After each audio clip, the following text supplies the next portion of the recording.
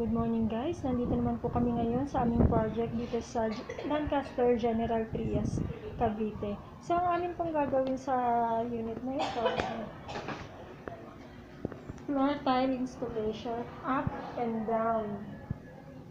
So ayan po, ayan po ang aming mga materyales na gagamitin. So dito tayo sa taas.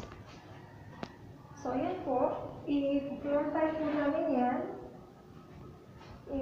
kasama itong stairs. So, ayan, ika-tiles din po. So, okay namin. Wow! So, ayan po, nag-start na po ang aming tile installation. Hello guys! Hello guys! Kamusta kayo? Okay lang? So, ayan po. So, dito naman po sa CR, ang gagawin namin dito is repair. Kasi ang CR po nila ay nag-leak sa ilalim. So, gagawin po namin dito is tatanggalin po yung tiles, then i-waterproof. Using Boy's Hand Flexiband.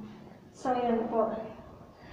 So, guys, abangan niyo po yung susunod na video para sa final o yung finish product ng aming services.